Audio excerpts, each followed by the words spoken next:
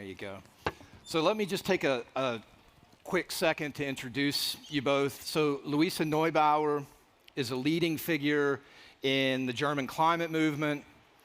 Together with other activists, Luisa started Fridays for Future in Germany and won a landmark case that we're going to hear more about, Neubauer versus Germany, which established the precedent that climate inaction is unconstitutional. Luisa hosts a Spotify climate podcast, 1.5 Degrees, and our friend Christian, welcome. Christian co-founded two activist incubators, makesense and Regroop. makesense disrupted the old citizen engagement paradigm, and Regroop is the first climate activism app that pushes leaders and politicians to tackle the most pressing issues of our time. So first off, enormous gratitude for the work you both do, and thank you for being here. Thank you. Please. Luisa, I would like to start with you. I want to understand how change happens, and I'm wondering if you wouldn't mind walking us all through the Neubauer versus Germany case to illustrate for us how change happens. Yes, of course. Thank you so much for having us. Thank you so much for being here. Technically it's a very short story, and it starts in 2018 in Germany. We started the Fridays for Future movement, and it was epic, to be honest, because there was a long-grown climate consciousness in the public, but there wasn't this one movement that people could unite behind. So we said, rock and roll, let's go. And it exploded. We were everywhere. Some of the people that kind of led this in the beginning are here in the room, and the doors were open. We were thousands, and we were 10,000, and we were hundreds of thousands of people on the streets in all generations. 20,000 scientists came together as Scientists for Future, saying the children are right. We support what they do. And very early on, there was confusion in the political landscape. They didn't know what to do. What do we do with children or youth? And suddenly they speak up, They'd been bullying us for being politically ignorant for years. Now we were there politically. Now they were bullying us again for being politically active. You know how it is.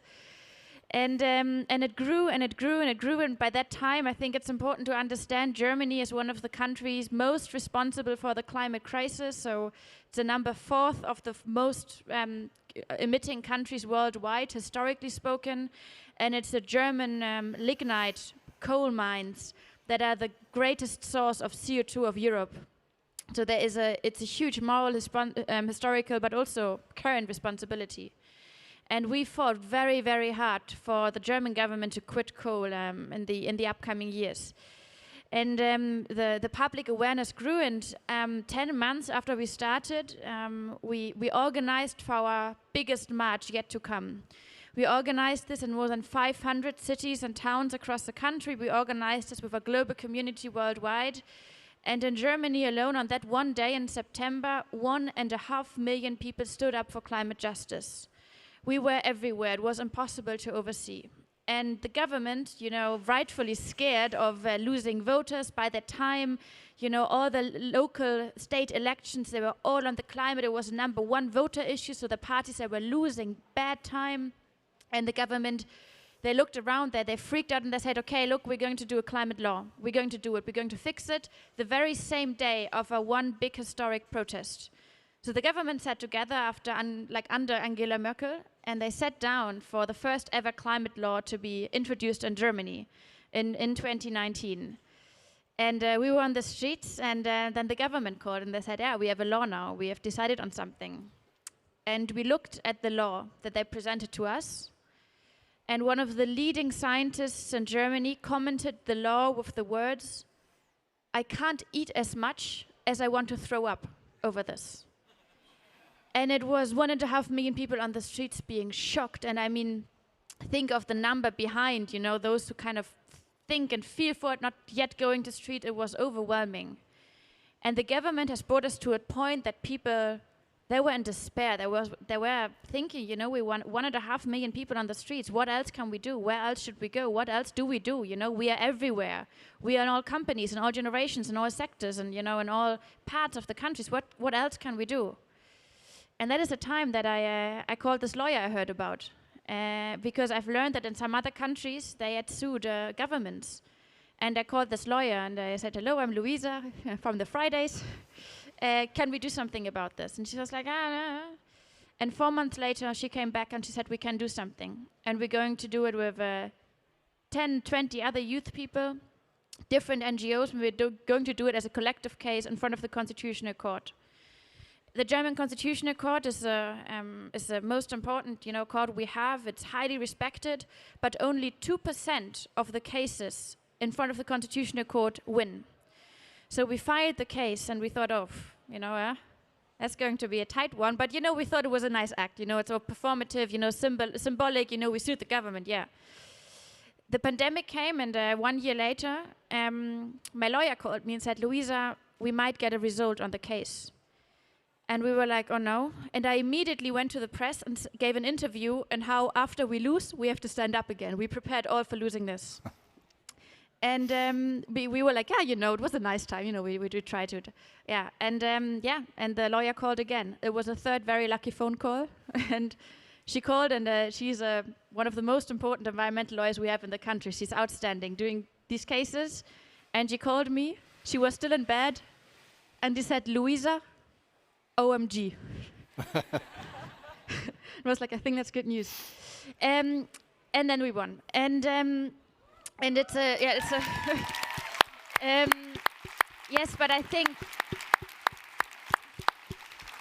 the most important part about the story is a different one. It's not that we won a court case, which not only counts for Germany, it counts for every country in the world, because constitutionally spoken, climate inaction threatens the freedom of future generations. So we kind of reclaim the understanding of what is freedom in the climate crisis. It's climate inaction. Yet the most important aspect about this court case, and then you have your answer to the question. The most important thing is no, we will not get a shortcut in the climate crisis through courts. That is the number one question everyone asks. Will we solve the climate crisis at the courts in the world? No, we will not. We will change the systems, and we will fight for justice, and we will get this justice. But the most important part of that is not being done at the courts. It's being done on the streets, it's being done in the institutions, it's being done in the schools, it's being done in the conversations that we have. Then, once those normative and cultural and emotional and political changes are being fought for, then the courts can jump in. And they can take this, the normative changes that we have created, and work with that, and get good litigation done. But the hard work still needs to happen, and we would have never gotten this court case 5 years ago without the movements on the streets, without the people fighting for that. So on that September day, when 1.5 million people were on the streets, that was the most important thing they could do, and they didn't immediately saw the result, but the result came back to all of us 2 years later. And that, I think, is the most important lesson. The change we're fighting for is not linear. And sometimes it's coming back to us on the most unexpected occasions. Yeah. Well said. Thank you. Christian, will you tell us about the paradigm that you're shifting and the innovations that you're making in citizen activism with Makesense and with Regroop? Yeah, so hello everyone, my name is Christian, I come from Tahiti, French Polynesia. Do you know where it is? Yeah, okay. Cool, it's still over the water. If you guys work well after this conference, maybe it's gonna, and thanks to the case of Luisa, might stay above. So basically I started something called Makesense. We help social entrepreneurs across the world. We have an impact investment fund of 100 million euros. I was doing this for 12 years. We supported projects like all the projects you see in this conference, building the solutions. And yet, things seem to get worse and worse, especially on the climate. And so one day I went to the COP and I met Luisa. And then she said, we need to stop the fossil fuel industries. Like, that's what the scientist says. It needs to stop. And so I started shifting things I was doing and working more into activism. And so there's an app, if you have an iPhone only for the moment, and that we're doing right now, where you can basically, for 20 seconds per day, try to stop oil pipelines with us and with activists from all around the world. And so it's been 1 year I've been campaigning mostly on ECOP, the East African crude oil pipeline. That's done by a shitty company. That's a French company named Total. Every time you see Total, say boo. And it's been 1 year we've been campaigning, and we're winning. We're getting 25 banks to drop the pipeline. I started working on it because Luisa told me to work on it, so it's really weird for me to be here on stage with the professor that's way younger than me, anyway. And so basically, we can win, we can stop these things. There's 420 carbon bombs in the world, new oil and gas projects. The science says we need to stop them. If we don't stop them, it's 3 times the carbon budget we still have left. But thanks to the work of all of you guys activists in the room, thanks to new tools like the one we're trying to develop, and thanks to collaboration between NGOs, we can really be more powerful than the dirtiest industry on the planet with the guns industry and the tobacco industry, which is the fossil fuel industry. Yeah, great. So my next question is for both of you, and it's going to be my opinion, and I imagine you will agree with me, but global governance and the current world order, the approach to the climate crisis and the collapse of nature, the approach isn't working. The UNFCCC, the COPs, they've yet to produce solutions that are anywhere near the magnitude of the problem. Our political systems seem not to be built for the purpose of outmaneuvering humanity's grand challenges, particularly the climate crisis. And so my question is, what is the alternative in your minds?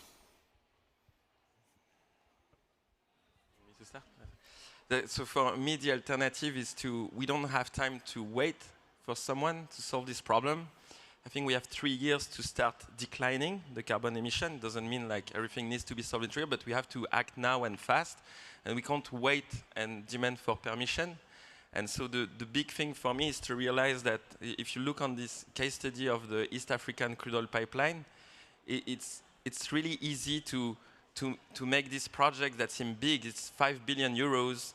It will emit the emission, 35 million tons of emission, which is around 10% of carbon emission of France.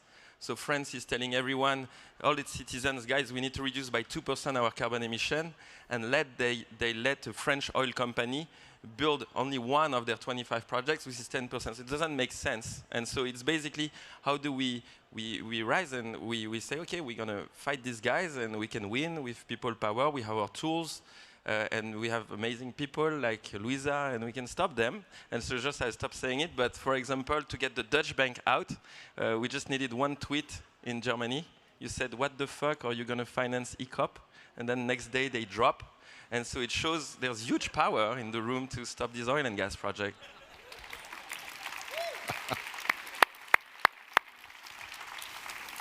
Yeah, and I think I think we're getting really to the core of what we're looking at. You know, the modern democracies, maybe the French, the German, the British, whatever, all those democracies have been evolving with and from fossil fuels.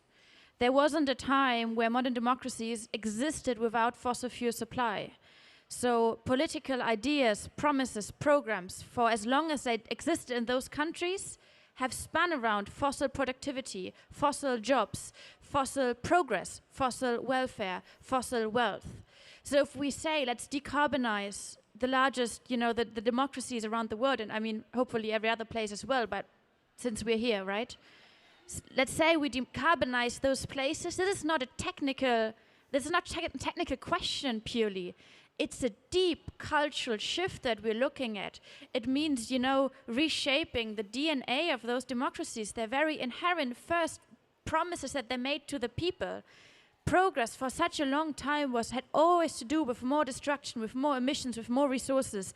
Understanding that we can deconstruct what progress is after all, what wealth is, what a good life looks like, you know, that is not a question we can solve with a nice CO2 concept paper.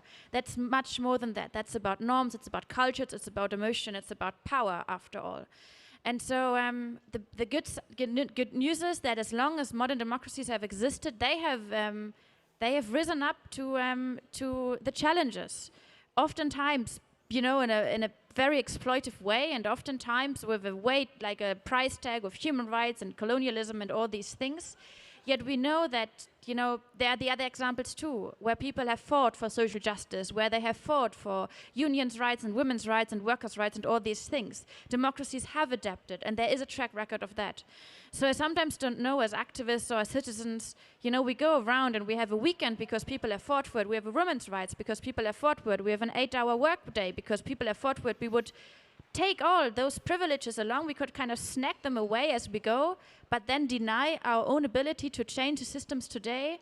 To me, that's double standards. To me, it doesn't work out, and I think it's a beautiful message that we, that we not only owe it to the future to go out and act, but we kind of also owe it to the past for those people who've made our lives, and the infrastructure that we live in, the way they work today, and I think that's a liberating thought. Yeah, I've actually never heard it put that way, but it is. It's very liberating. It's profound. So now I'm going to go into a somewhat of a vulnerable place. It's personal, and I hope that there are others like me struggling with the same question. But I am in the global minority. I'm a privileged 50-year-old white man, and I often find the microphone in my hands.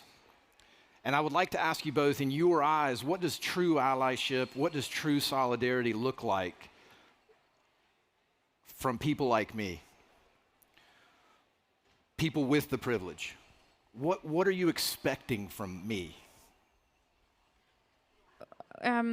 Good question. Well, I think it's first important to acknowledge that, yes, technically you're a global minority, but you behave like you're the only ones that we should care about, and like the white powerful man, and I think it's also important, or like helpful to me at least, to acknowledge that a lot of the, so that it's you are kind of human, that has this huge responsibility for the crisis that we're in, and that is now standing in the way when young people come and want to change stuff. So it's there's a bit of a I'm aware. There's a bit of there's a footnote to that, and I think we just saw a good example here on the screen from Clover. What this means, and I think it's a fascinating, but also, of course, hugely irritating situation to be in. To tell someone, hey, you caused a crisis, and then be, shouted at. And I think the first important thing, of course, is, passing on the mic. But I think the second thing is, and you did this, so good job, or you're doing it. And of course, I think you are not an atypical old white man, if I may say so, because obviously you do good stuff. But for everyone else, it's a. I think it's a compliment. Okay, but it's but I think there's another. I think there's another note to that, and this is about acknowledging that,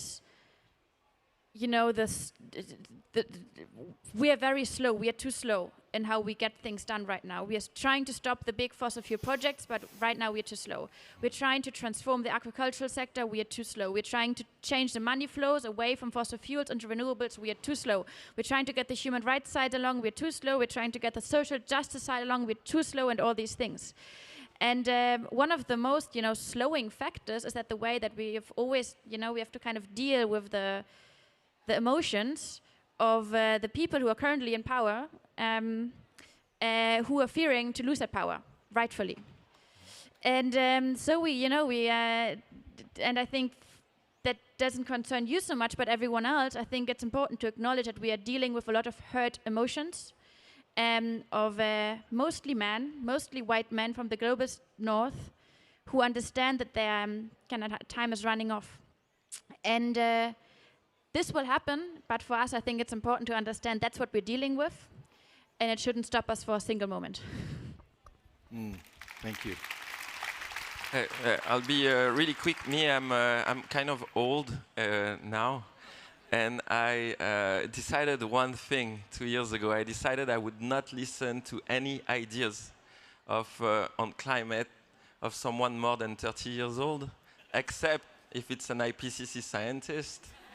And so now, because the main thing is that if the people in power are older, who always have And I also always have an idea on how things should be done. If we knew, and I include myself, like if my generation knew, I'm 35 now, if I knew, or I used my 20s to, we wouldn't be in that mess. And so so they don't know. The only people, I think, who knows are the ones who are not yet brainwashed in what's possible or not by the 12 years or 20 years of career of learning how things work in a carbonized world.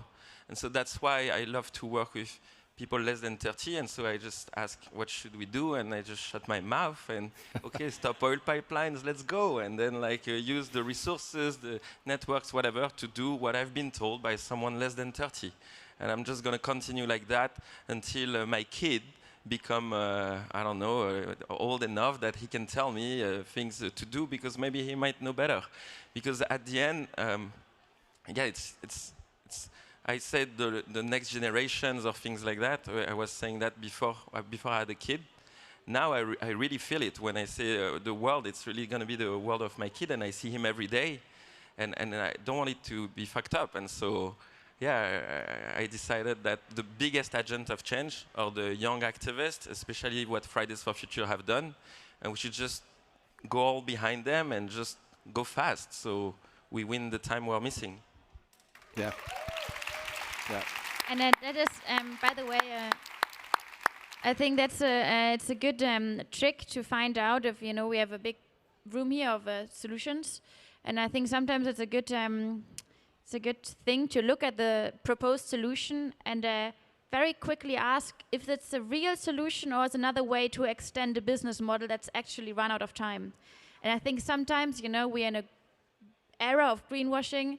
It's quite helpful to check quickly. Is this because you want to extend something that shouldn't be extended, or is it actually helping out of the crisis? And just to rebound on that, there's an amazing paper done by researchers at Oxford, which they say climate delaying is the new climate denying. And the big oil companies have been the best at putting narratives that help them win time. For example, Total, my best friends, they lied since the 70s, and they try to say first, climate change doesn't exist. Second, it's not as bad as it was meant. And now they say, we are the solution. The CEO of Total say, I need the black gold, my oil, to finance the green gold. And so he's pretending like he's going to save us while he put us in that mess in the first place. And this is also the things to be really careful and to look, because they're spending billions to brainwash us with those narratives. Mm. Yeah. So with the few minutes we have left, I want to give you both the opportunity to give us your call to action. I want you to do that. The questions I wanted to ask you were your call to action. I also wanted to ask you, what is the fire in your heart right now? And what are you going to be doing when you step off the stage and go out? Either one is fine. Start quick to finish. So one word, download Regroop, R-E-G-R-O-O-P. Do you have your phones? Yeah? Can you put them in the air? Can you really put it and do the actions every day, help stop the pipeline? And also just listen to Luisa and her friends. Thank you. We were laughing outside earlier. It's one of the few climate apps where I would say, oh, that's working out. That's good. I think, we heard about the CO2 footprint and how it's a very bullshit idea of, oil executives. There's something else to a CO2 footprint. That's a CO2 handprint, and that's actually the meaningful bit. The CO2 handprint means we are not just, consumers. We don't just matter when we decide between tofu and schnitzel, as a German. We, ask yourself, what do you do 8 hours a day? Where do you work?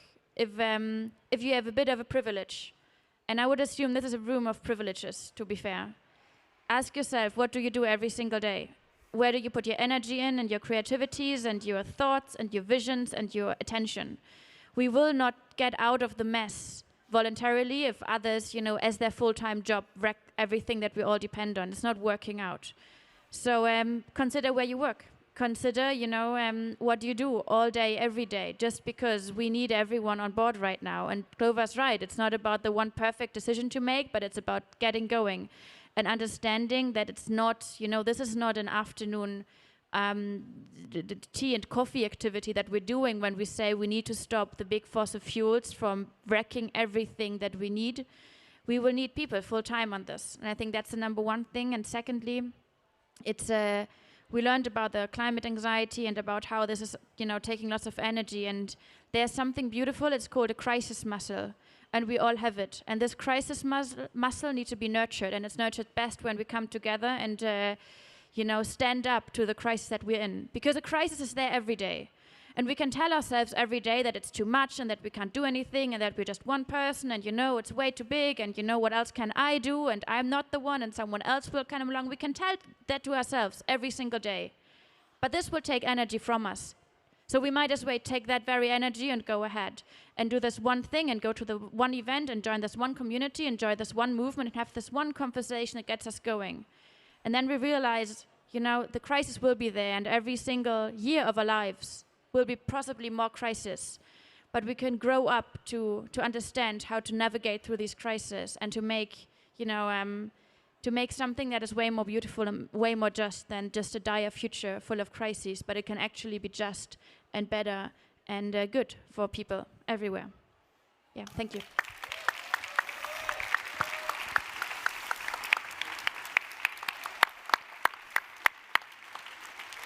The last words were yours, so just a bit of a hug. Sorry. Appreciate you. Excellent.